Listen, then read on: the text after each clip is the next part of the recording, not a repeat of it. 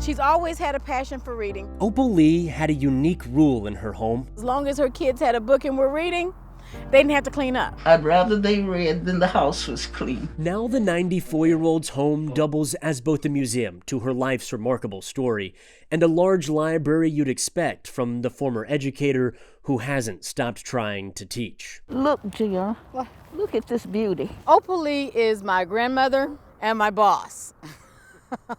Lee's granddaughter, Dion Sims, Shake the dirt off. Shake the dirt off. helps run her still busy schedule and a community farm in a part of Fort Worth considered a food desert. It's delightful to see how large they get. The idea came from Miss Opal's years working for a food bank and nearly 3 decades as a Fort Worth teacher and counselor. I taught children who would come to school hungry and they couldn't learn. Her greatest concern is the welfare of the human being. But Sims' focus is also watching one important website. She just got this bee in her bonnet that said, I want people to be aware.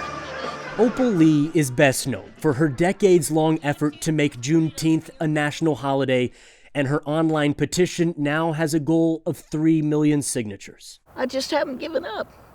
I just know it's about that time now that we're going to have Juneteenth a national holiday. Even in her 90s, Miss Opal has continued to walk 2.5 miles every year, marking the 2.5 years between the Emancipation Proclamation and when the news of freedom finally arrived on the shores of Galveston, Texas on June 19, 1865.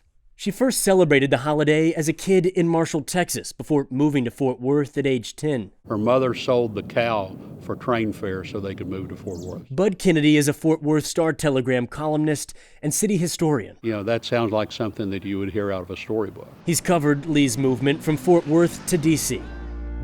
But there's one story she kept mostly secret her whole life. We did not grow up hearing about what happened in 1939. Her family moved into a home at the corner of New York and East Annie. He said my mom had it fixed up so nice. But they were a black family in a white neighborhood. When the people in the neighborhood started gathering, there were 500 strong. Her mother and father left under the cover of darkness. The people tore the place up. They burned furniture. They did awful things. 14 police units at the home did nothing to stop it. If you look at the wire service stories carried outside Fort Worth, the coverage was extremely vivid. Fort Worth family attacked by white mob. You didn't see those headlines in Fort Worth. It was June 19th, 1939, Juneteenth. We had an opportunity to show them what neighbors could be like. That wouldn't have happened.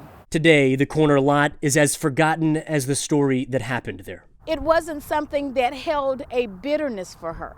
It wasn't something that fueled her to hate white people. It wasn't until 2020 that her lifelong efforts towards Juneteenth and equality reached the rest of the country.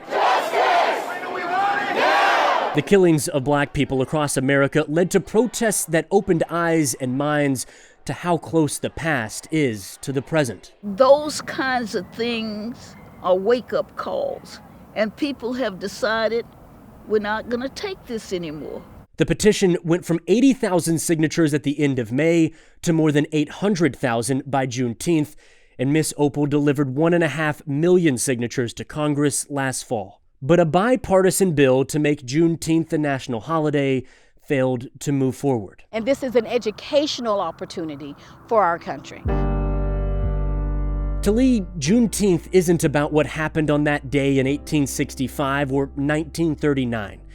It matters because of what it represents. Opal makes the point over and over that it's a holiday for everyone. It's the day that everyone gained freedom.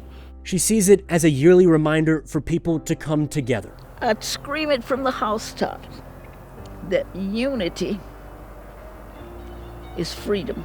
It's the most meaningful lesson from the former educator who hasn't stopped trying to teach. People have been taught to hate, and if people have been taught to hate, they can be taught to love.